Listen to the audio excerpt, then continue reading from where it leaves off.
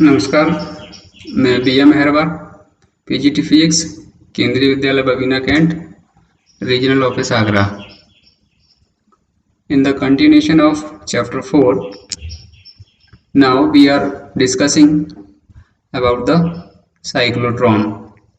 So actually what is cyclotron? Cyclotron, we can see in the diagram, actually is a equipment or instrument. This is used for accelerating positively charged particle like proton, deuteron, alpha particle, and heavier positive ions to desired velocities. Actually, the cyclotron is developed by Lorentz and Livingstone. What is the principle of the cyclotron? The principle is here. Actually, the working of cyclotron is based on the fact that positively charged particle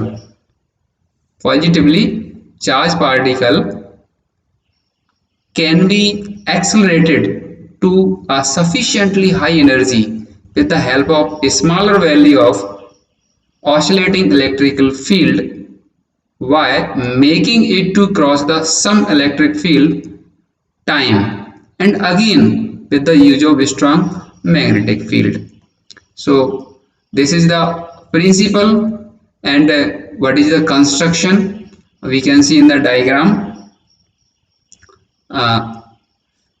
There are two D's that is named in the diagram D1 and D2, which is hollow evacuated metal chambers, D1 and D2 called D's, and these D's are placed horizontally with the diametric edges parallel and slightly separated from each other. So we can say there is a gap between the two D's, and the red dot is shows the positive ion or particle.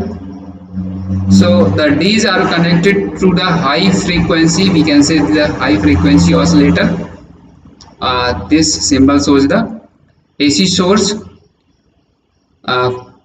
which can produce a potential difference of the order of 10 raised to 4 volt. This is higher frequency oscillator. So the volt generated is order of 10 raised to power 4, and the frequency is about to 10 raised to power 7 hertz. Okay, these two D's are enclosed in a evacuated steel box and are well insulated from it. So the box is placed in a strong magnetic field. This is N, and S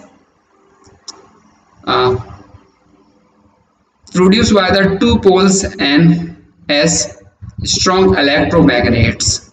So the magnetic field is perpendicular, we can say magnetic field lines is N to S. This is perpendicular the 2D's plane of the D's. The ionic surface of the source of positively charged particle is held at the center P. Okay, so now what is the working in the diagram? We can say these are the D1 and D2. These are the two D's which are perpendicular to the strong electromagnetic field. W is a window. In this similar diagram, we can say N as the magnetic pole pieces and B is the magnetic field. So what is the actually working? So this is the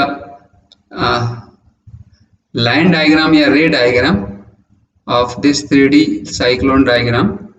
So we can see the blue arrow shows the perpendicular magnetic field to the plane of 2D's, and the positive charge particle is placed in the space between the two D's, and suppose D1 is at positive and D2 is negative.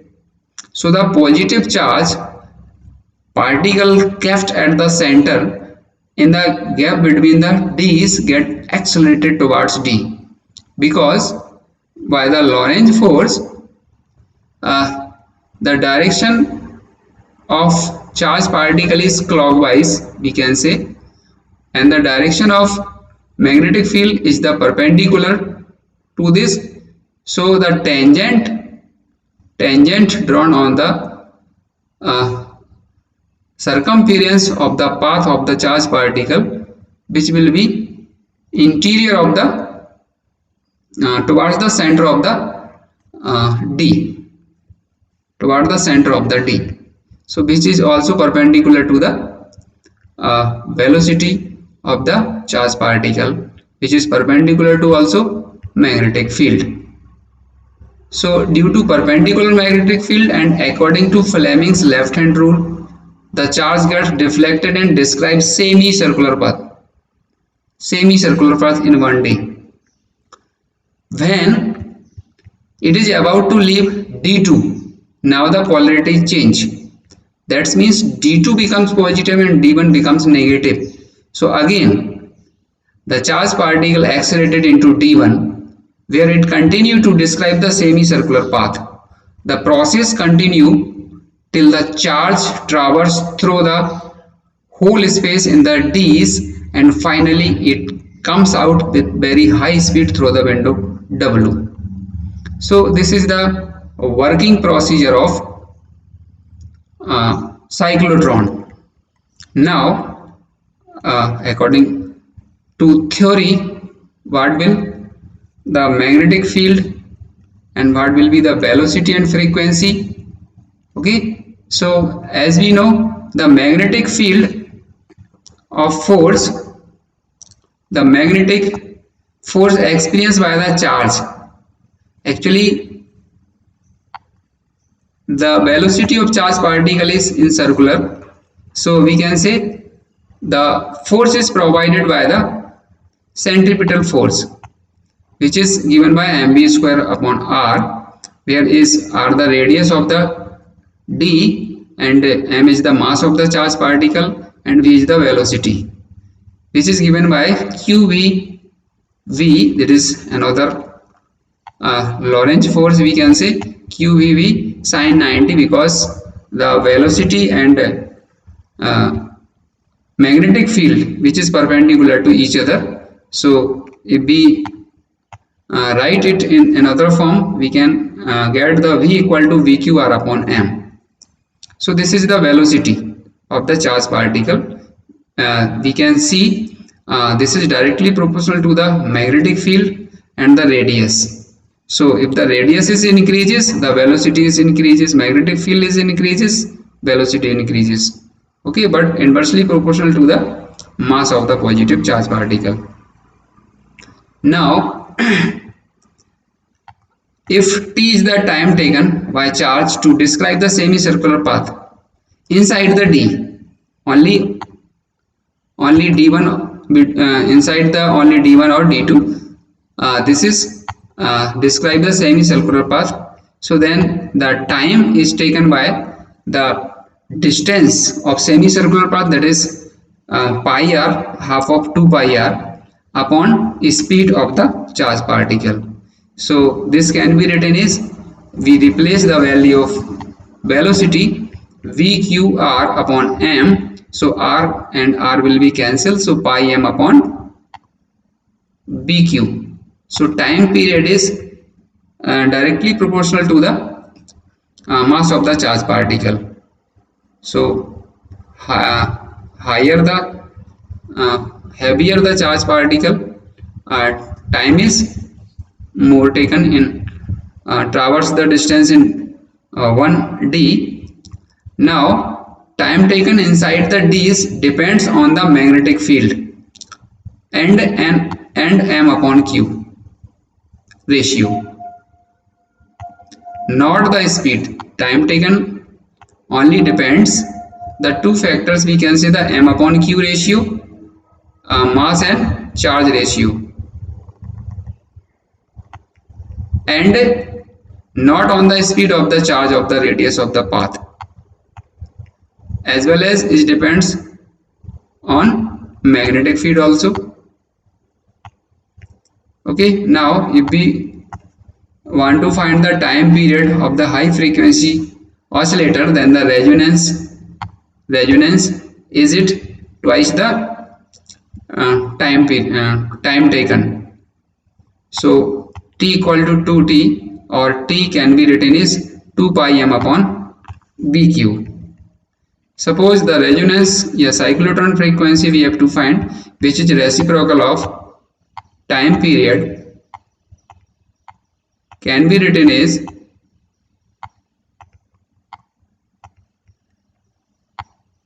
small f equal to vq upon 2 pi m. So this is the resonant frequency of the cyclotron. Now what will be the maximum energy of the particle? So kinetic energy of the charged particle is given by 1 by 2 mv square. So v square, v is vqr upon m whole square. This can be written 1 by 2 m, actually this is m square, so 1 m will be cancelled, only 1 m left in the denominator, 1 by 2 v square q square r square. This is the maximum kinetic energy of the charged particle. What will happen when the maximum kinetic energy of charged particle, when radius of the circular path of the charged particle is equal to the radius of the d. Okay, so replace small r is as capital R. So kinetic energy is maximum 1 by 2 v square q square capital R square upon m. So this is the expression for time period and cyclotron frequency only when m is constant, mass is constant. Other quantities are already constant. So we can say the m vary with the speed, we know already by this expression. So this is Einstein relativistic principle as per m equal to m naught, that is the mass of the particle at rest, or m is the mass in particle when it is in motion. So if the frequency is varied in synchronization with the variation of mass of charged particle by maintaining the magnetic field as constant to have the resonance, then the cyclotron is called the synchro cyclotron. If the magnetic field is varied synchronization with the variation of mass of the charged particle by maintaining frequency constant, so to have the resonance, then the cyclotron is asynchronous. Okay, so now we can say a cyclotron cannot be used for accelerating neutral particle, as we know already stated that cyclotron is used for higher frequency or velocity for charged particle, positive charged particle. Electron cannot be accelerated because they again speed very quickly due to their lighter mass. So heavier mass may be there of the positive charge particle. Electrons cannot be accelerated because they gain speed very quickly due to their lighter mass. So and go out of the phase of with alternating EMF and get lost within the days. Okay, so this is about the cyclotron. Okay, thank you.